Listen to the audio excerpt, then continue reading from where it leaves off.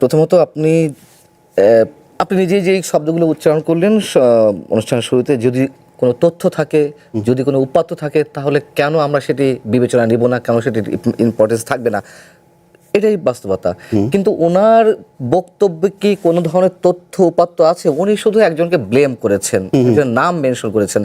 বাংলাদেশে যেমন রাজনৈতিক দলগুলোর মধ্যে একে অপরের প্রতি দোষারোপের রাজনীতির অপসংস্কৃতি রয়েছে, ভারতের ঠিক তেমনটি রয়েছে।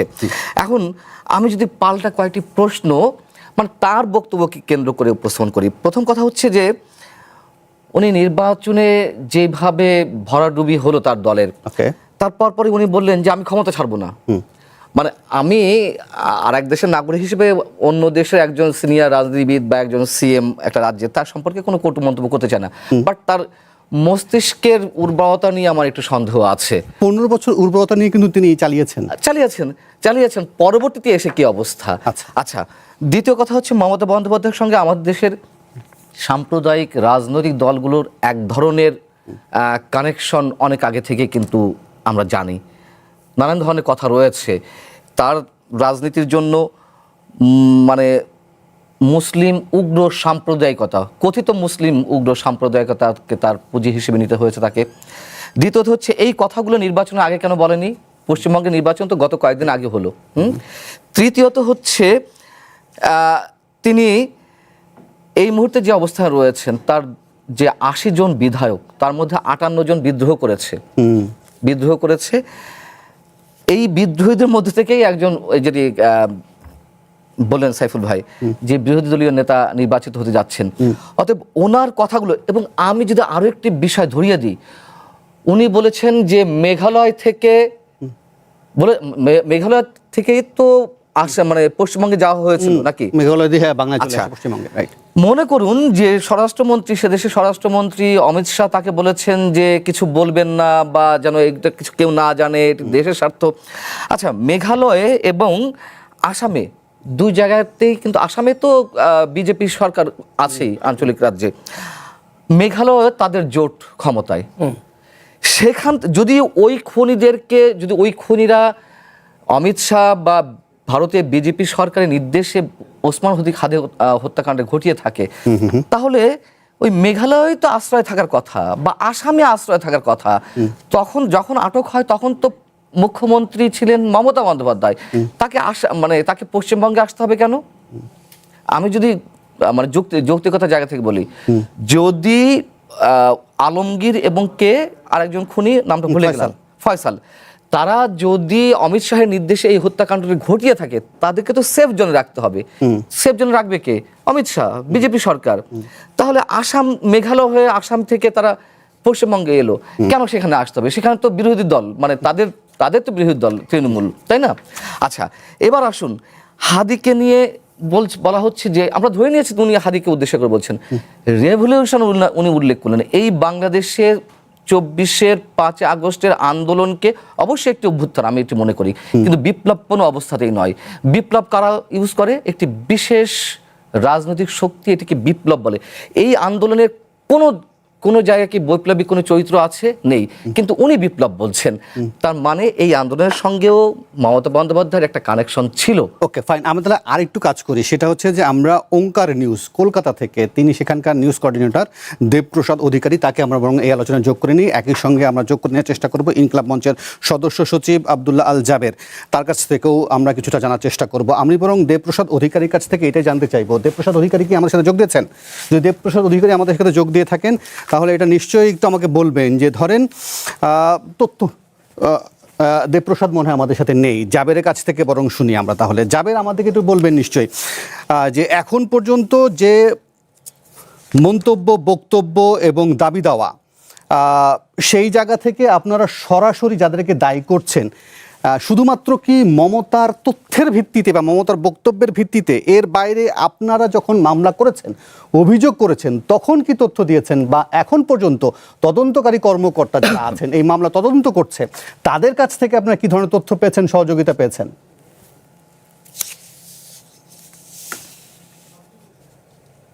আসসালামু আলাইকুম। প্রথমত, আমরা যখন শহীদ ওসমান হাদির জানাজায় সামিল হয়েছি, তখন আমরা স্পষ্ট করে বলেছি যে এই ঘটনার সাথে একটি দেশি বিদেশি চক্রান্তের যোগসাজশ থাকতে পারে, এবং সেটা শুনতে বর্তমান পান? সরকারকে, তৎকালীন সরকার, অন্তর্বর্তীকালীন যে সরকার রয়েছে তাদেরকে আমরা খতিয়ে দেখবার জন্য বলেছি।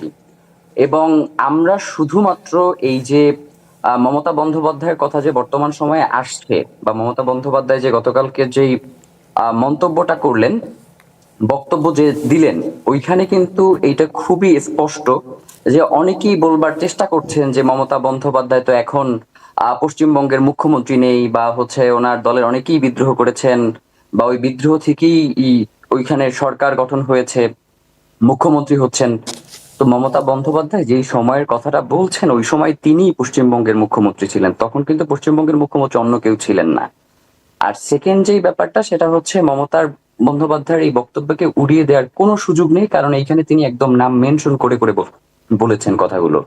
তিনি যদি এইখানে, এবং আরেকটা ব্যাপার যেটা, সেটা হচ্ছে সে কিন্তু তার বক্তব্যে এটাও বলেছে যে বাংলাদেশে কোন সময়টা, সময়কালের কথাটাও সে উল্লেখ করেছে নির্বাচনের আগে, তাই না? তো এখন আপনার বাংলাদেশে তো ওসমান হাদির থেকে, এর থেকে বড় হত্যাকাণ্ড বাংলাদেশে বিগত 6-8 মাসের মধ্যে কোনো ঘটে নাই, এবং ওসমান হাদির এই ঘটনাকে কেন্দ্র করে বাংলাদেশের মানুষের ভেতরে যে একটা ক্ষোভের বহিঃপ্রকাশ ঘটেছে। আপনি ভাবেন যে 14 থেকে 15 লক্ষ মানুষ তার জানাজায় অংশগ্রহণ করেছে, এবং এখন পর্যন্ত, আজকে তার শাহাদাতের প্রায় 6 মাস, এখন পর্যন্ত মানুষ বিভিন্ন ভাবে রাস্তায় এবং হচ্ছে সোশ্যাল মিডিয়াতে তার এই হত্যার বিচার দাবি জানিয়ে আসছে। তো এইটা তো বাঙালি মুসলমান এবং বাংলাদেশের আপামর জনসাধারণের একটা আজাদির বিষয়। তার তো এইটাকে মমতা বন্দ্যোপাধ্যায় উনি বললেন যে রেভলিউশনের কথা, যে এইখানে তো আসলে রেভলিউশন বলতে কিছু হয় নাই, কিন্তু ব্যাপার যেটা সেটা হচ্ছে ওসমান হাদির এই খুনের ব্যাপারে মমতা বন্দ্যোপাধ্যায় যে তথ্য দিয়েছেন, সেটাকে আপনি কোনোভাবেই উড়িয়ে দিতে পারেন না। কারণ আমরা ইতিপূর্বেও দেখেছি যে যখন এই গুলিটা সংঘটিত হইল, তখন আমরা বাংলাদেশের পাশাপাশি আমরা ভারতীয় বেশ কিছু মিডিয়ার লোকজনেরও কিন্তু একটা উল্লাস দেখেছি। আপনারা দেখেছেন কিনা জানি না, কিন্তু আমরা দেখেছি। তো সেই জায়গা থেকে এটা আমাদের কাছে তখনকার সময় একটা ধারণা ছিল যে এইটার সাথে একটা বিদেশি চক্রের জড়িত রয়েছে। বিদেশি চক্রের পাশাপাশি বাংলাদেশে তো অবশ্যই আরো একটা চক্রের পিছনে কাজ আপনি আমাদের সাথে করেছে। থাকুন, আমি কারণ বরং মমতা এই ফাঁকে বন্দ্যোপাধ্যায় দেবপ্রসাদ কিন্তু অধিকারীর কাছে শুনতে বলেন চাইবো। নাই। আলজাবের, আপনি যদি আমাকে শুনতে পান, আলজাবের আপনি যদি শুনতে পান, তাহলে আমি আপনার কাছে ঘুরে এসে জানতে চাইবো নিশ্চয়ই, যে আপনি বলছেন যে মমতার বক্তব্য আমলে নেবার মতো, কিন্তু আপনি যদি পররাষ্ট্র প্রতিমন্ত্রীর বক্তব্য শোনেন, তাহলে তিনি মনে করছেন যে আসলে তিনি তখন গভর্নমেন্টের কেউ নন, ফলে তিনি বলছেন যে ভারত সরকারের যারা এখন প্রতিনিধিত্ব করেন তাদের বক্তব্য হলে সেটা একটা ম্যাটার করতো। আমি জানি না আপনার কাছে এটা কীরকম লাগছে বা কেমন, সেটা আমি শুনতে চাইবো। তবে আমি এই ফাঁকে যদি একটু দেবপ্রসাদ অধিকারীর কাছে কিছু জানতে চাইবো, যদি আপনাদের কোনো প্রশ্ন থেকে থাকে আপনারা করতে পারেন। আমি দেবপ্রসাদ আপনার কাছে জানতে চাইবো, যখন 2025 সালের 12 ডিসেম্বর হাদি গুলিবিদ্ধ হলো, 18 ডিসেম্বর সিঙ্গাপুরে মারা গেলেন, 8 মার্চ হত্যাকারী ভারতে ধরা পড়লো, 2026 সালের জুন মাসে এসে মমতা বন্দ্যোপাধ্যায় এরকম একটা বোমা ফাটাচ্ছেন। এখন প্রশ্নের জায়গা হচ্ছে যে তিনি একই সঙ্গে বিজেপির অমিত শাহকেও টার্গেট করছেন। এখন পশ্চিমবঙ্গে মমতার দলের অস্থিরতা কি কোনোভাবে মনে হয় না যে তিনি বাংলাদেশেও ছড়াচ্ছেন? দেখুন, এই বিষয়টি একেবারে আপনি সঠিক জায়গায় উল্লেখ করেছেন। কারণ মমতা বন্দ্যোপাধ্যায়ের ভোটে ব্যাপক ভরাডুবি হওয়ার পরে একটা জিনিস পরিলক্ষিত হচ্ছিল, যে মমতা বন্দ্যোপাধ্যায় অ্যাকচুয়ালি ঘর থেকে বেরোচ্ছিলেন না, কিন্তু এই ধরনের একটি মন্তব্য করলেন ওসমান হাদির বিষয়। আমার এখানে রাজনৈতিক বিশ্লেষক এবং আমারও কিছু মমতা বন্দ্যোপাধ্যায়ের কাছে, বা তিনি যে প্রশ্নটা করেছেন তার প্রশ্নের কাছে, কারণ হচ্ছে তিনি এখন এই রাজনৈতিক মডেলের মধ্যে, অর্থাৎ যেখানে তৃণমূলের হালে পানি নেই কথাটা বলতে পারি, সেই সময় দাঁড়িয়ে একটা বিভ্রান্তিকর মন্তব্য, যদিও যদি এর মধ্যে যদি সত্যতা থেকেও থাকে তারপরেও বলছি, কারণ স্বরাষ্ট্রমন্ত্রী এবং মুখ্যমন্ত্রী এদের যে বাক্যালাপ হয়, সে বাক্যালাপ গুলো থাকে একান্ত কনফিডেন্সিয়াল বিষয়। সেই কনফিডেন্সিয়াল বিষয় কখনো জনসভায় বা প্রকাশ্যে বক্তব্যের ক্ষেত্রে বলা যায় না, যদি কথা বলেও থাকে। এটা রাজনৈতিক বিশ্লেষক এবং আমারও প্রশ্ন। তো সেক্ষেত্রে এই যে একটা অস্থিরতা, অর্থাৎ বাংলাদেশের, তিনি যেহেতু একটা ভরাডুবি হয়েছেন এবং বাংলাদেশ সবসময় মনে করেন মমতা বন্দ্যোপাধ্যায় যে তার সমর্থনে বাংলাদেশ সবসময় রয়েছে, সেক্ষেত্রে বাংলাদেশে এমন একটা মন্তব্য ছুড়ে দেওয়া, যে মন্তব্যটার পরিপ্রেক্ষিতে বাংলাদেশে একটা অস্থিরতা তৈরি হবে এবং সেই অস্থিরতার প্রভাব ঢেউ এসে পশ্চিমবাংলায় করবে, যাতে বিজেপি সরকার হয়তো কিছুটা হলেও চাপে পড়তে পারে, এরকম একটা পরিকল্পনা থেকে হয়তো তিনি এই মন্তব্যটা করেছেন। কিন্তু এই মন্তব্যের কি বাস্তবতা আছে, বা স্বরাষ্ট্রমন্ত্রীর সঙ্গে মুখ্যমন্ত্রীর বাক্যালাপ হয়েছে কিনা, এগুলো একান্ত তাদের ব্যক্তিগত ব্যাপার। সেই বিষয় নিয়ে আমাদের রাজনৈতিক বিশ্লেষণ এবং আমি একজন সাংবাদিক হিসাবে সেই বিষয় নিয়ে আমাদের মন্তব্য করার অধিকার নেই। কিন্তু এখানে এই বিষয়গুলো হঠাৎ করে তিনি প্রথম একটি জনসভা, মানে প্রকাশ্য জনসভা, যেটা ভোটে ভরাডুবির পরে, এবং সেখানেই তিনি এরকম একটি মন্তব্য করলেন ওসমান হাদির খুনের ঘটনা নিয়ে। সেখানে স্বরাষ্ট্রমন্ত্রীকে নিয়ে মন্তব্য করলেন, সেখানে অন্যান্য যারা প্রশাসনিক ব্যক্তিত্ব তাদের নিয়ে মন্তব্য করলেন, এবং এমনকি মন্তব্য করলেন যে এই খুনের সঙ্গে অনেক কিছু জড়িত আছে, যে ঘটনাগুলো তিনি জানেন। তাহলে তিনি যদি জানেনই, তিনি প্রকাশ্যে বিরোধিতা না করলেও স্বরাষ্ট্রমন্ত্রীকে কেন তিনি প্রতিবাদ করেননি? তৎকালীন সময় সরকার ক্ষমতায় ছিল বলে তিনি মনে করছিলেন যে এই মুহূর্তে দাঁড়িয়ে সরকার ক্ষমতায় আছে, অতএব এটাকে, এই বিষয়টাকে প্রকাশ্যে চেপে যাওয়া হোক। এরকম যদি হয়েই থাকে তাহলে তিনি প্রকাশ্যে আনলেন কেন?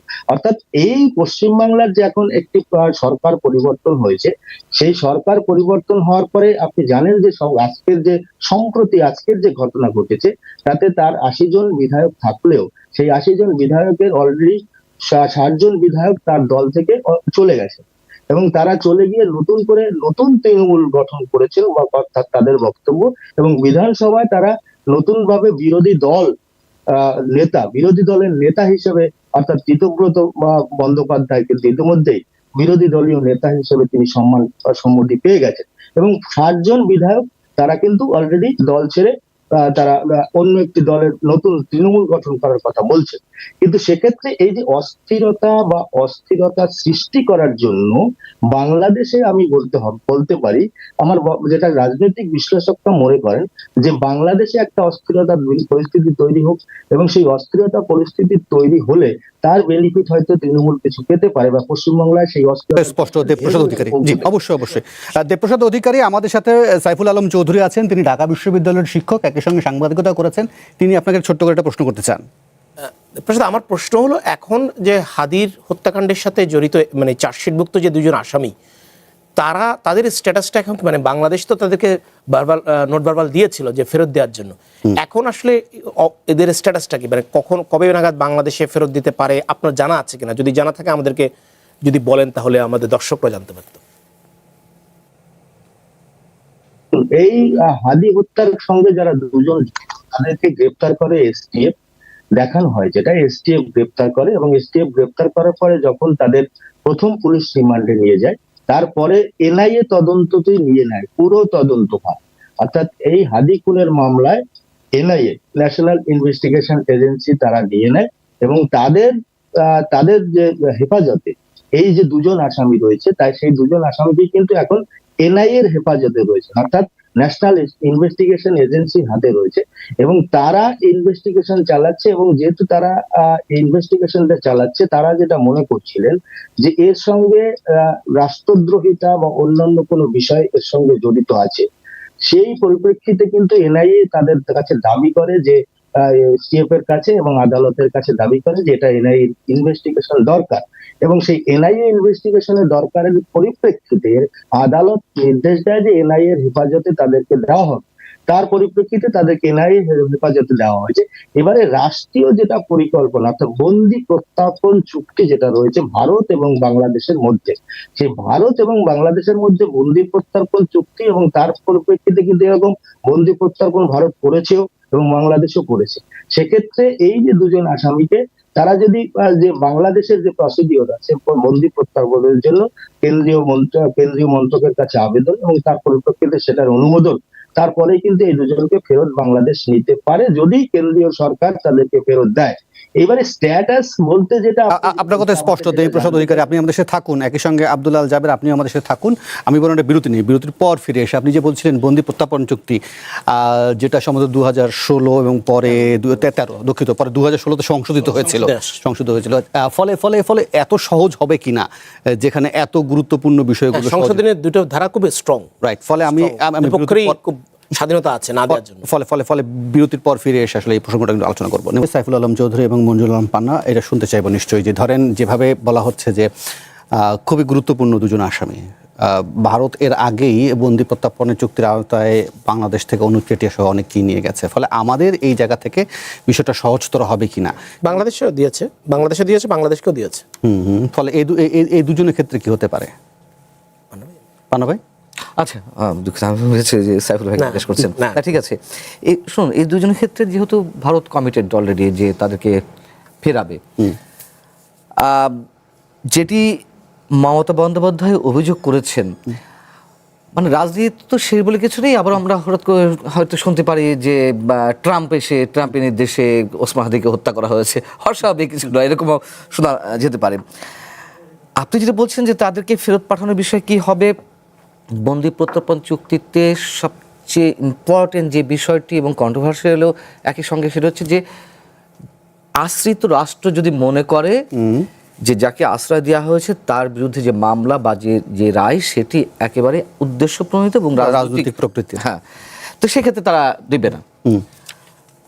এটা তো অবশ্যই সাবেক প্রধানমন্ত্রী শেখ হাসিনার ক্ষেত্রে তারা এটা প্রয়োগ করবেই, নো ডাউট। এখন শরীফ ওসমান হাদির হত্যাকাণ্ডের যে দুজন খুনি বা তিনজন আছেন, ধরা পড়েছেন, আমার ধারণা খুব বেশি জটিলতা না থাকলে এটা ফেরত দিয়ে দেবে। তার আগে আমার প্রশ্ন হচ্ছে, মমতা বন্দ্যোপাধ্যায় যে অভিযোগটা করলেন, ইনকলাব মঞ্চের জাবের যে অভিযোগগুলো করছেন বা যারা বলছেন যে এটির মধ্যে তথ্য উপাত্ত আছে, আমার একটি প্রশ্ন, আচ্ছা বিজেপি সরকারের বা অমিত শাহের স্বার্থটা কি শরীফ ওসমান হাদিকে হত্যা করে? এর আগে যে মানে একটা ধোঁয়া তোলা হয়েছিল এই ইনকলাব মঞ্চের পক্ষ থেকে, তো প্রথমে অভিযুক্ত করা হলো যে মির্জা আব্বাস এই কাণ্ডটি ঘটিয়েছেন। হ্যাঁ, মির্জা আব্বাস হাদিকে দেখতে গেলেন হসপিটালে আহত অবস্থায়, সে সময় তিনি তোপের মুখে পড়েছিলেন এবং এরকম একটি ধোঁয়া তোলা হলো, একেবারে এস্টাবলিশ করে দেওয়া হলো মানে প্রথম কয়েকদিন যে মির্জা আব্বাস এই হত্যাকাণ্ডটি ঘটিয়েছে। তারপরে বলা হলো যে এটা আওয়ামী লীগ ঘটিয়েছে, আওয়ামী লীগ করতো একসময়, এই যে ছাত্রলীগ করতো ফয়সাল। এখন কেন এসে তাদের কাছে এটি মনে হচ্ছে যেটি ভারতই ঘটিয়েছে? ভারতের স্বার্থটা কি আমি একটু জানতে চাই। জাবের যদি থাকে লাইনে, আমি জাবের আছে, ইনকলাব মঞ্চের সদস্য সচিব আব্দুল আল জাবের। মঞ্জুর আলম পান্না আপনার কাছে এটা জানতে চাইছিলেন যে আসলে এখানে ভারতের স্বার্থটা কি এরকম একটা ঘটনা ঘটিয়ে বাংলাদেশে?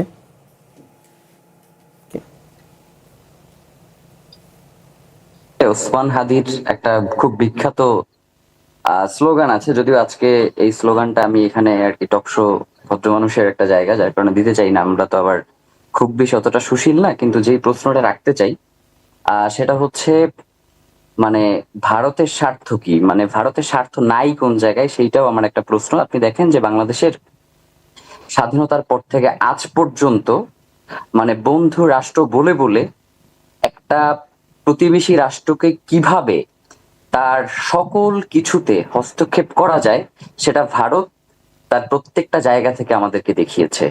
আপনি পানি সন্ত্রাস বলেন, আপনি ট্রানজিট বলেন, আপনি করিডোর বলেন, আপনি বাংলাদেশের সামরিক সক্ষমতা কতটুকু অর্জন করবে, প্রত্যেকটা কিছু ঠিক করে দেয় ভারত। এবং ভারতের এই আধিপত্যবাদটা একদম সেই স্বাধীনতা পরবর্তী সময় থেকে বাংলাদেশে অব্যাহত ছিল। এখন কেন ভারত শহীদ ওসমান হাদিকে হত্যা করতে যাবে? বাংলাদেশে তো আরো অনেক মানুষই রয়েছে। দেখেন, জুলাই গণ অভ্যুত্থানের পরে বাংলাদেশে যদি একটা ছেলেকে আপনি বিবেচনা করেন যে এই ছেলেটা বাংলাদেশের স্বাধীনতা সার্বভৌমত্বের পক্ষে কথা বলতেন এবং সকল ধরনের আধিপত্যবাদ বিরোধী তার বক্তব্যগুলোর মধ্য দিয়ে তার এই মনোভাব ফুটে উঠেছে, সেটা হচ্ছে শহীদ ওসমান হাদি। এখন ভারতের এই জায়গাটা আসেন, ভারত দীর্ঘদিন ধরে আওয়ামী লীগকে ক্ষমতায় বসিয়ে তার যে একটা এস্টাবলিশমেন্ট তৈরি করেছে, তার যে বিলিয়ন ডলারের ইনভেস্টমেন্ট গুলো রয়েছে, তার যে আওয়ামী সংবিধান যাদের মধ্য দিয়ে সে বাংলাদেশকে নিয়ন্ত্রণ করতে চায়, এই প্রত্যেকটা জায়গায় বাংলাদেশের মানুষের হয়ে শহীদ ওসমান হাদি একটা কণ্ঠস্বর হয়েছিলেন, যার কারণে শহীদ ওসমান হাদি একই সাথে আওয়ামী লীগের পাশাপাশি ভারতের চক্ষুশূলে পরিণত হয়েছেন, যার কারণে ভারতের কাছে মনে হয়, আপনি দেখেন এই যে শিখ নেতাকে কানাডায় গিয়ে ভারত হত্যা করছে না, এর পরিপ্রেক্ষিতে ভারতের সাথে কানাডার সম্পর্ক, কূটনৈতিক সম্পর্ক একদম তলানিতে গিয়ে পৌঁছেছিল না, পৌঁছেছিল। ভারত এই কাজগুলো করে, মানে এমন না যে ভারত এই ধরনের কার্যক্রমগুলো কখনো ঘটায় নাই। তো যার কারণে মানে এই যে উড়িয়ে দেওয়ার যে একটা ব্যাপার, আমাদের আমি একটু প্রশ্ন করতে চাই আপনাকে, ঘটনা মমতা বন্দ্যোপাধ্যায় যে বক্তব্যটা দিয়েছেন সেইখানে আমাদের সামনে স্পষ্ট যে শহীদ ওসমান হাদির হত্যাকে কেন্দ্র করে আমাদের সামনে কিছু একটা তথ্য এসেছে, যেইটাকে সামনে ধরে আমাদের একটা আগানোর সুযোগ রয়েছে। কোনো ধরনের তদন্ত ছাড়া এই পুরো প্রক্রিয়াটাকে কোনো ধরনের আমলে না নিয়ে আজকে যারা মোটামুটি আলাপে বসেছেন তারা প্রত্যেকেই এটাকে পশ্চিমবঙ্গের রাজনৈতিক অস্থিরতা তৈরি করবার একটা পায়তারা বলে এই পুরো বিষয়টাকে অ্যাক্টিভ থেকে প্যাসিভ করে দেওয়ার একটা প্রচেষ্টা করছেন তারা। তো আমরা স্পষ্ট করে বলতে চাই সরকারকে এবং জাবের, আপনার কথা আমার কাছে একদম পরিষ্কার। তবে তবে তবে পান্না সাহেবের একটা বক্তব্য, একটা প্রশ্ন আছে আপনার কাছে আরো একটি, আপনি যদি পান্না সাহেবের প্রশ্নটি যেমন প্রথম কথা হচ্ছে যে কেন হাদিকে হত্যা করতে হবে, ভারত এটি চাইবে বা ভারত এটি করবে, ভারতের জন্য কি এমন হুমকি হয়ে দাঁড়িয়েছিল? যদি ওটি বলেন তাহলে ভারতের বিরুদ্ধে সবচেয়ে বেশি সোচ্চার সাম্প্রতিক সময়ে যিনি হয়েছেন তিনি হচ্ছেন আম জনতা দলের সদস্য সচিব তারেক রহমান। 2024 নির্বাচন আগে থেকে তিনি একাই ভারতের বিরোধী আন্দোলন গড়ে তুলেছেন। এটি আপনি হাসতে পারেন, এটি আমাদের সাংবাদিকতার দৃষ্টিকোণ থেকে আমরা দেখতে পারি। আর ওই 5 আগস্টের আন্দোলনের পরে পাক্ষিকভাবে একটি বিশেষ রাজনৈতিক মনোভাবাপন্ন যে গোষ্ঠীগুলো রয়েছে তারা তো ভারত বিরোধী স্লোগান দিবেই। আর দ্বিতীয় প্রশ্ন হচ্ছে যে বরঞ্চ আমরা যদি বলি যে ইনকিলাব মঞ্চের পক্ষ থেকেই মাঝে মাঝে একটি উস্কানি সৃষ্টি করা হচ্ছে, যেমন ডক্টর ইউনূস সরকার তার অধীনে যে নির্বাচনটি হলো তার মাত্র 3 দিন আগে জাতিসংঘের অধীনে আপনারা হাদি হত্যাকাণ্ডের তদন্তটি চাইলেন। জাতিসংঘের অধীনে হত্যাকাণ্ডের তদন্ত চাইতেই পারেন, কিন্তু ইউনূস সরকারের কি এমন সুপার পাওয়ার ছিল যে 3 দিনের মধ্যে নির্বাচনের আগে জাতিসংঘের মাধ্যমে তদন্তটি করাবে? এই যে একেবারে শিশুসুলভ একটি দাবি আপনারা উত্থাপন করলেন, একটা অস্থিরতা সৃষ্টি করলেন, এটা কি এক ধরনের উস্কানি নয়? 6 দিন আগে 6 দিন আগে এটি সম্ভব যে ওই 6 দিনের মধ্যে জাতিসংঘের অধীনে সুষ্ঠু নিরপেক্ষ তদন্ত করা? আমরা তো জাতিসংঘের অধীনে তারে ওই 6 দিনের মধ্যে তদন্ত করে দিতে বলি নাই। আমরা তাকে আহ্বান করছিলাম যে আপনি জাতিসংঘের অধীনে যাতে এটা তদন্ত হয় এটার জন্য একটা চিঠি প্রেরণ করে যান। এইটার জন্য তো তার এই প্রয়োজন 10 মিনিট সময় লাগে, এর জন্য তো তার 6 দিন সময় লাগার কথা না। পরে আসছে, আগে আপনার তদন্ত চেয়েছেন, চিঠির কথাটি পরে এসেছিল। যখন এটি নিয়ে সমালোচনা হলো যে হাউ ক্যান ইট পসিবল যে এই সময়ের মধ্যে তদন্ত, তখন চিঠি প্রসঙ্গটি এসেছে। উত্তর পেয়েছি, দেখাইতেই পারবেন না। আমরা একদম শুরু থেকে স্পষ্ট করে বলেছি যে আপনি জাতিসংঘের কাছে একটি চিঠি প্রেরণ করুন এবং এই চিঠিটা আপনি প্রেরণ করছেন, অমুক তারিখে প্রেরণ করছেন, এটা আমাদেরকে জানাই দেন, আমরা চলে যাব, শেষ। যদি এটাও একটু বলি যে ধরেন হাদির তো অনেক ধরনের অ্যাক্টিভিটিস ছিল, যদি আপনি একেবারে খেয়াল করেন যে শাহাবুদ্দিন রাষ্ট্রপতি তার পদত্যাগের দাবিতে বঙ্গভবনের সামনে যে বিক্ষোভ বলেন, আওয়ামী লীগ নিষিদ্ধের দাবিতে যে তার সক্রিয় হওয়া, পাশাপাশি 32 ভাঙ্গা ধানমন্ডি 32 বঙ্গবন্ধু আসবেন, সেখানেও বলা হয় যে গণমাধ্যমগুলোর বরাদ দিয়ে নানান জায়গায় এসেছে, ফলে তিনি তো নানানভাবেই টার্গেট হয়েছেন। আর আওয়ামী লীগ কার ফোরাম বা কার, এটা তো আমি আপনার কাছে একটা প্রশ্ন করি, আপনি তো আমি সাংবাদিকও বটে, ইনকিলাব মঞ্চের নাম 5 আগস্টের আগে শুনেছেন? না। ইনকিলাব মঞ্চ যখন আত্মপ্রকাশ করলো তাদের জনবল কজন ছিল, কর্মী কজন ছিল, নেতা কজন ছিল, নিশ্চয়ই আমাদের সব জানা আছে। কি এমন ভয়ঙ্কর ভাবে তারা হুমকি হয়ে উঠলো বিরোধী পক্ষের কাছে? হ্যাঁ, হাদি একটা ফিগার পরিণত হয়েছিল, এটা সত্য কথা, লাইমলাইটে চলে এসেছিল। তার যে বক্তব্যের মধ্যে নানান ধরনের উপসর্গ অনুসর্গ নানান কিছু ছিল, এগুলো আমরা উচ্চারণ করতে চাই না। তো সেই হাদিকে নিয়ে তো আবার একটি বিশেষ গোষ্ঠী সেটিকে নিয়ে রাজনৈতিক ফায়দা হাসিলের চেষ্টা করলো। শুধু ইনকিলাব মঞ্চ নয়, ইনকিলাব মঞ্চের পেছনে কারা আছে? ইনকিলাব মঞ্চ রাষ্ট্রপতির অপসারণ চাইছিল, বঙ্গভবন ঘেরাও করলো, হাদি হত্যাকাণ্ডকে কেন্দ্র করে এক ধরনের মব ক্রিয়েট করা হলো। অনেকে তো বাড়ি থাকতেন না, যারা সাংবাদিকদের মধ্যে অনেকে বাড়ি থাকতেন না এই মবের ভয়ে। হাদি হত্যাকাণ্ডের পর থেকে শুধু তাই নয়, হাদি হত্যাকাণ্ডের আগে থেকেই 5 আগস্টের পর থেকে যা শুরু হলো, হাদি হত্যাকাণ্ডের পরে এই ভয়টা মানে সংক্রামক রোগের মতন এমন ভাবে তীব্র আকারে ছড়িয়ে পড়তে লাগলো যে এই বুঝে আমার বাড়ি অ্যাটাক হবে। যে ভাষায় ইনকিলাব মঞ্চ সহ আরো জামাতে ইসলামী সহ বিভিন্ন প্ল্যাটফর্ম থেকে যে হুমকিগুলো দেওয়া হচ্ছিল, এবং তারপরে হাদি হত্যাকাণ্ডকে কেন্দ্র করে ইনকিলাব মঞ্চে শুধু নয়, আমি ইনকিলাব মঞ্চে তখন আমরা মনে করছিলাম যে একটা অসহায় সংগঠনে পরিণত হয়েছে, তাদেরকে নিয়ে কেউ কেউ খেলা করছে। আমি স্পষ্টভাবে বলতে পারি জামাত ইসলামী ছাত্র শিবিরের পক্ষ থেকে যে ধরনের ল্যাঙ্গুয়েজ উচ্চারণ করা হচ্ছিল, যে ধরনের হুমকি দেওয়া হচ্ছিল, ইভেন হাদির জানা যায় যে পরিমাণ মানুষ হলো, আপনি বলুন তো ইনকিলাব মঞ্চের পক্ষ থেকে এই মানুষ গ্যাদার করা সম্ভব কিনা? আবার হাদি কি এতটাই জনপ্রিয় নেতাই হাদি লাইমলাইটে এসেছিল এটা ফ্যাক্ট। কিন্তু এমন জনপ্রিয় নেতায় পরিণত হলো, দেখুন জানা যায় একটা সেন্সিটিভ বিষয়, আমি সেই বিষয়ে প্রশ্ন করতে চাই না, আমি শুধু যারা রাজনৈতিক ফায়দা হাসিল করতে চাচ্ছিল তাদের মুখোশটা উন্মোচনের চেষ্টা করছি। কারা এনেছিল, কারা গ্যাদার করেছিল ঢাকার শহরে এত মানুষ? আমি একটু সাইফুল আলম অন্য প্রসঙ্গে যেতে চাই আমি জাবেরের কাছে। জাবের, আমার কাছে লিগ্যাল আন্ডারস্ট্যান্ডিংয়ে একজন বাদী বা একজন ভিকটিমের পরিবার আমার কাছে বড়। কে কি বললো পলিটিক্যালি না বললো সেটা আমার কাছে বড়। সেখানে হাদির বড় ভাই যিনি একজন সরকারি কর্মকর্তাও, তিনি দুটো পোস্ট দিয়ে নাম, দুটো দলের সদস্যের নাম মেনশন করেছেন এবং একটা দলের চিফের পিএসের নাম মেনশন করেছেন। এইটা বলার পরে আপনারা বাদী পক্ষের লোকজনের বক্তব্যকে বেশি গুরুত্ব দিচ্ছেন না কেন? এক্স্যাক্টলি, কারণ লিগ্যাল গ্রাউন্ডে আমি এটাকে আগে দেখব, পলিটিক্যাল যে কোনো গ্রাউন্ডের চেয়ে আমি লিগ্যালি হাদি কেন? বাংলাদেশের যে কোনো হত্যাকাণ্ডের বিচার চাই এবং সেটা সুষ্ঠু ন্যায় বিচার। জি আল জাবের, জাবের, আমার কাছে প্রশ্ন আপনার কাছে, আপনারা কেন বাদী পক্ষের চেয়ে বেশি পলিটিক্যাল বক্তব্য? আমি বলছি বাদী পক্ষের, মানে ভিকটিমের ফ্যামিলির বক্তব্য। হাদির বড় ভাই স্ট্যাটাস দিয়েছেন, দুটো, একটা নয়। মামলার বাদী হচ্ছে আমি, মামলার বাদী শহীদ ওসমান হাদির পরিবার না, মামলার বাদী আমি। আপনি বাদী হতে পারেন কিন্তু আপনি তো ফ্যামিলি না। আমার কাছে ফ্যামিলিটা বড়। একটা যে কোনো ক্রাইম ইনভেস্টিগেট করতে হলে তার ফ্যামিলি অনেক বড় ইস্যু, ঠিক আছে? এবং দেখেন, ইনকিলাব মঞ্চ, শহীদ ওসমান হাদির পরিবার, দুইটা কিন্তু আলাদা পার্ট, দুইটা কিন্তু এক জিনিস না। আপনারা লিগ্যাল গ্রাউন্ডে যখন বলবেন তখন ওই যে বাংলা একটা প্রবাদ আছে, মাছে মাসির দরদ বেশি করে দেখবে না। লিগ্যাল গ্রাউন্ডে অবশ্যই ফ্যামিলি একটা বড় বিষয়, ঠিক আছে? আমি আপনার সাথে কথা বলছি শুধুমাত্র লিগ্যাল গ্রাউন্ডে, আমি অন্য কোনো পলিটিক্যাল গ্রাউন্ডে যাচ্ছি না। তাহলে আপনারা কেন ফ্যামিলির বক্তব্যকে বড় করে দেখছেন না? এটা আমার আসলে প্রশ্ন, যে প্রশ্ন আসলে সাংবাদিকরা আপনাকে জিজ্ঞাসা করেছিল সকালে। ওকে, তো এইটার ক্ষেত্রে প্রথমত যে ব্যাপারটা, সেটা হচ্ছে আমাদের কাছে যেই তথ্যগুলো রয়েছে সেগুলো আমরা বলেছি।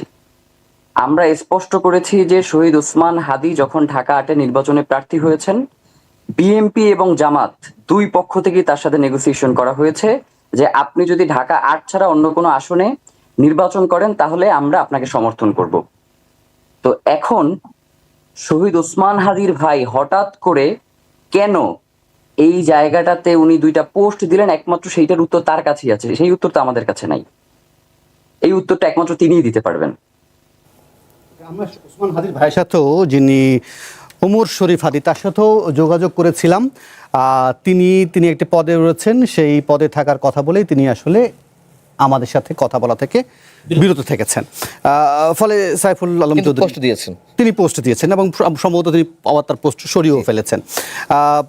আমি যদি আপনাদের কাছে যদি আর এই প্রসঙ্গ নিয়ে কোনো প্রশ্ন না থেকে থাকে তাহলে আমি বরং প্রসঙ্গ চেঞ্জ করতে চাই। জি, থ্যাংক ইউ। অসংখ্য ধন্যবাদ আব্দুল্লাহ আল জাবের, একই সঙ্গে দেবপ্রসাদ অধিকারী, আপনারা আমাদেরকে সময় দিয়েছিলেন, আপনাদেরকে অসংখ্য ধন্যবাদ। আমি আপনাদেরকে বিদায় জানাতে চাই এবং একই সঙ্গে বিরতিতে যেতে চাই। ফিরে এসে অন্য একটি প্রসঙ্গ নিয়ে আসবো। উচ্চ মূল্যস্ফীতি চাপে যখন সাধারণ মানুষ দিশেহারা, তখন নতুন করে বাড়ানো হয়েছে বিদ্যুতের দাম। এই প্রসঙ্গ নিয়ে মঞ্জুর আলম পান্না এবং সাইফুল আলম চৌধুরী আপনাদের দৃষ্টি আকর্ষণ করছে। একটা প্রতিবেদন আছে, প্রতিবেদনটি দেখি।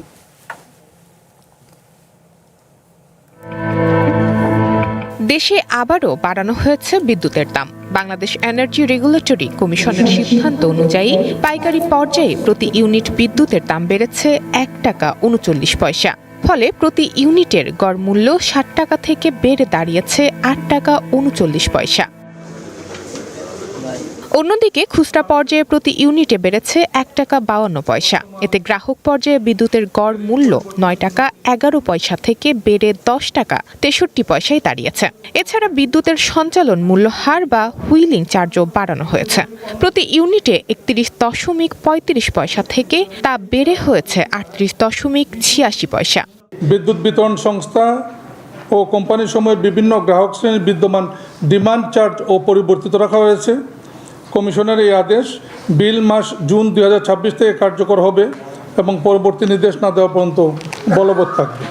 বিআরসি জানায়, বিদ্যুৎ উৎপাদন, ক্রয় ও আমদানি ব্যয় বৃদ্ধি, সঞ্চালন ও বিতরণ ব্যয় এবং সার্বিক আর্থিক পরিস্থিতি বিবেচনায় নতুন মূল্যহার নির্ধারণ করা হয়েছে। কমিশনের হিসাবে পাইকারি মূল্যবৃদ্ধি সত্ত্বেও বাংলাদেশ বিদ্যুৎ উন্নয়ন বোর্ডের ঘাটতি পূরণে সরকারকে বছরে প্রায় 41,000 কোটি টাকা ভর্তুকি দিতে হবে। 26-27 অর্থ বছরে সম্ভাব্য যে চাহিদা ভর্তুকির এটা প্রায় 56,000 কোটি টাকা। সো এখানে যেটুকু বৃদ্ধি করা হলো বাল্কের মূল্য, এতে প্রায় 14,200 কোটি টাকা প্লাস মাইনাস এটা বৃদ্ধি পাবে আয়। এর প্রেক্ষিতে আরও 41,000 কোটি টাকা ঘাটতি থাকবে সম্ভাব্য, যেটা ভর্তুকি আকারে দিতে হবে পিডিবিকে। এর আগে গত 20 ও 21 এপ্রিল বিদ্যুতের দাম বৃদ্ধির প্রস্তাব নিয়ে 2 দিনব্যাপী গণশুনানির আয়োজন করে বিআরসি। সেখানে দেশের 6টি বিদ্যুৎ বিতরণ কোম্পানি প্রতি ইউনিট 85 পয়সা থেকে 2 টাকা 5 পয়সা পর্যন্ত দাম বাড়ানোর প্রস্তাব দেয়। তার উপর ভিত্তি করে চূড়ান্ত সিদ্ধান্ত জানালো কমিশন। শবনা স্মৃতি, ওয়ান নিউজ, ঢাকা। প্রতিবেদনটি দেখছিলাম। সাইফুল আলম চৌধুরী, কি বলবেন যে 3.25 মাসের মধ্যে বলেছিল 2 বছরের আগে বাড়াবে। হ্যাঁ 100 দিন আগেও, মানে 100 দিন শুরুতে বলেছিল যে ভর্তুকি দিয়ে চেষ্টা করবে।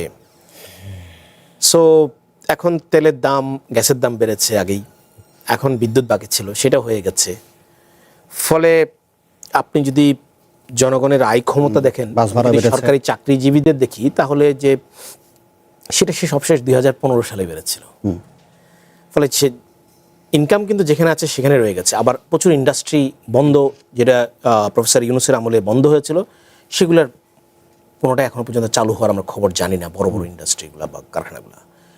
সে অর্থে তার মানে মানুষের উপরে আরেকটা, বিশেষ করে যারা হাই কনজিউমার, আপনি ধরেন আপনি 70-75 ইউনিট খরচ করেন, তাদের জন্য খুব সমস্যাটা খুব বেশি না, কিন্তু যারা অনেক বেশি ইউজ করে তাদের জন্য অনেক বড়। তো সেটা আরও চাপ বাড়বে আর কি, বিশেষ করে যাদের পরিবারের সাইজ, মানে ফ্যামিলির সংখ্যা, লোক সংখ্যা বেশি, তাদের জন্য অনেক বেশি প্রেশার হয়ে যাবে। কিন্তু এটা না বাড়িয়েও কি সরকারের হাতে কোনো বিকল্প আছে? আমি বরং এই প্রশ্নটা শুনবো মঞ্জুর পান্নার কাছ থেকে। তবে আমি ফাঁকে বাংলাদেশের কমিউনিস্ট পার্টির সাবেক সাধারণ সম্পাদক জনাব রুহিন হোসেন প্রিন্সকেও এই আলোচনায় যোগ করে নিই। জনাব রুহিন হোসেন প্রিন্স আমাদের সাথে যোগ দিয়েছেন। মঞ্জুর আলম পান্না, আপনার কি মনে হয় যে আসলে যে পরিমাণ গভর্নমেন্টকে ভর্তুকি দিতে হয়, ফলে এই আর কোনো বিকল্প আছে? ভর্তুকি দিতেই হয়, এই বিষয়ে প্রিন্স ভাই দীর্ঘদিন ধরে আন্দোলন করে আসছেন, প্রিন্স ভাইরা তারা ভালো বলতে পারবেন। তবে আমি একটু একটা কথা যোগ করি, এই যে রিপোর্টটা দেখলেন না, BERC, Bangladesh energy regulatory commission, ছোটবেলায় তো পাপেট শো দেখেছেন না? অনেকদিন আমরা দেখি না, যারা শহরে থাকি পাপেট শো দেখি না। বিশ্বাস করে এই বাংলাদেশ এনার্জি রেগুলেটরি কমিশন এটা একেবারে জলজান্ত আধুনিক একটা পাপেট শোর মানে মঞ্চ আর কি। ওই যে বিভিন্ন জুতা কিংবা জামা কাপড়ে মূল্যহ্রাস দেওয়া হয় না, মানে মূল্যহ্রাসটা তো আমরা জানি যে 10 টাকা যোগ করে 5 টাকা মূল্যহ্রাস, এভাবে বোঝানো হয়। তো বিআরসি কাজ হচ্ছে এটি যে বিদ্যুৎ কোম্পানিগুলো যখন আবেদন করে, তারা খুব বাড়িয়ে আবেদন করে, 5 টাকা বাড়ানো দরকার, আবেদন করে 10 টাকা। এখন গণশুনানি হয়, যারা ভোক্তা তাদের সাথে শুনানি হয়। তো ভোক্তাদের পক্ষ থেকে যারা শুনানি করেন, যারা এক্সপার্ট আছেন, পাওয়ার এক্সপার্ট বা এনার্জি এক্সপার্ট, তারা বলে যে না, এত টাকা বাড়ানো যাবে না। তখন ওরা বলে কি, যাচ্ছে না, ঠিক আছে আপনারটা শুনতে চাই, তো 10 টাকা তো বলেছে, তো আচ্ছা আপনাদেরটা শুনি, ওনারটাও শুনি, আচ্ছা 5 টাকা বাড়ালাম। একেবারে নাটক। মানে এই বিদ্যুৎ কোম্পানিগুলো, বিদ্যুৎ বিতরণ যে কোম্পানিগুলো, তারা আগে থেকেই বলে দেয় যে আমাদের কিন্তু 5 টাকা বাড়ানো দরকার, আমরা 10 টাকা প্রপোজ করব, তোমরা গণশুনানি করবা, করে ওই জায়গায় থাকবা। তারপর তো বিইআরসির একটা পাপেট শো দেখানোর সুযোগ হলো গত মানে আমি তো মানে লাস্ট 3-4 বছর আগে মনে সম্ভবত এটাও দেখানোর সুযোগও ছিল না।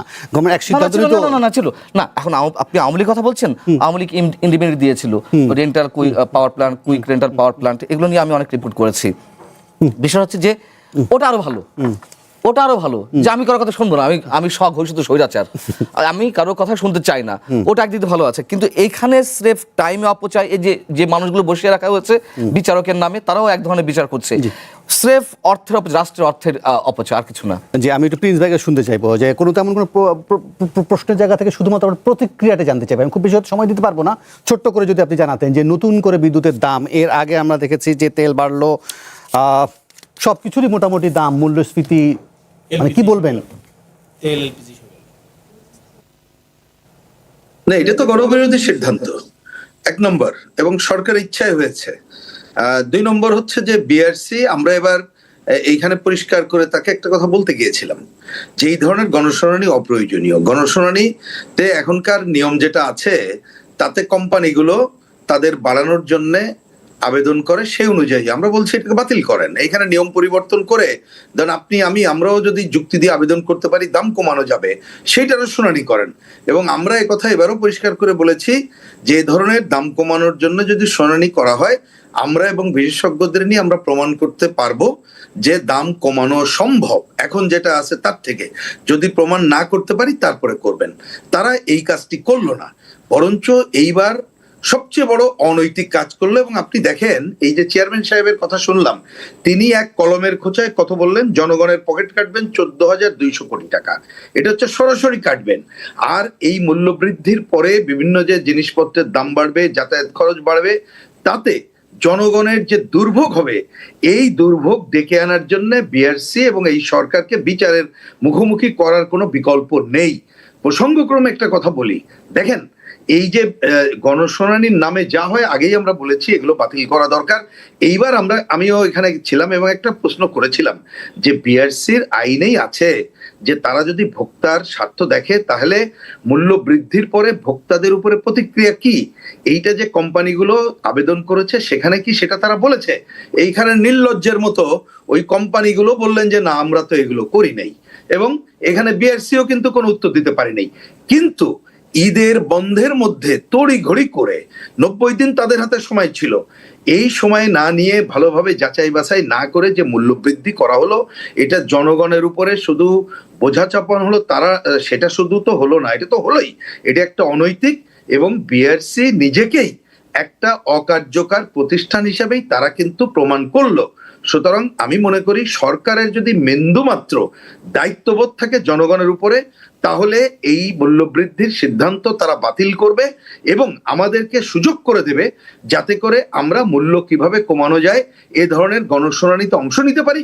যুক্তিতর্ক আপনারা সবাই দেখেন, জানবেন, তারপরে যদি কোনোটা সমন্বয় করার প্রয়োজন হয় দেখা যাবে। আমার শেষ কথা হচ্ছে, সরকার বা এরা একটা ভুল কথা বলে যে সরকার টাকা দিচ্ছে। এটা ভাই সরকারের টাকা কিসের? এটা তো জনগণের টাকা। আমরা জনগণের টাকা অন্য জায়গায় খরচ করছি না, আমরা কোথায় করব? জনগণের স্বার্থে যেখানে প্রয়োজন সেই কাজটি আগে করব। আমি উদাহরণ দিই, আমি যুক্তির খাতিরে যদি বলি 14,200 কোটি টাকাও যদি আজকে প্রয়োজন হতো আমি অন্য খাত থেকে এনে দিতাম, যদিও আমরা মনে করি যে অন্য জায়গা থেকে এই টাকা বাঁচানো সম্ভব মূল্য বৃদ্ধি না করে। সুতরাং এ ধরনের অনৈতিক কাজের কোনোভাবেই এটা গ্রহণযোগ্য না, এটা অন্যায়, অযৌক্তিক, এবং এই সিদ্ধান্ত আমি আশা করব সরকার এটা প্রত্যাহার করবে। এবং সেটা যদি না করে তাহলে নিম্নবিত্ত এবং মধ্যবিত্ত গরিব মানুষ তারা ভুগবে। এইখানে এক ভাই বললেন, আমি খুব বিনয়ের সাথে বলি, দেখেন কত বড় অন্যায় অনৈতিক কাজ করলো, 0 থেকে 50 বা 75 ইউনিট দরিদ্র মানুষ বহন করে, সেখানেও কিন্তু দাম বাড়ালো। আমরা বরঞ্চ বামপন্থীদের পক্ষ থেকে বহুদিন ধরে বলে আসছি, আপনি 0 থেকে 75 পর্যন্ত 2 কোটি গ্রাহক কিন্তু এই দায়িত্ব পালন করে, তাদেরকে কিভাবে বিনামূল্যে দেওয়া যায় সেই পথ সরকারের এবারের বাজেটে অনুসন্ধান করা দরকার। কিন্তু সেইটা না করে যেটা মূল্য বৃদ্ধি করলো, এটা একেবারেই ইন্টারেস্টিং কথা বলছেন। আমি চেষ্টা করবো যে আপনাকে অসংখ্য ধন্যবাদ, আপনি আমাদেরকে সময় দিয়েছিলেন।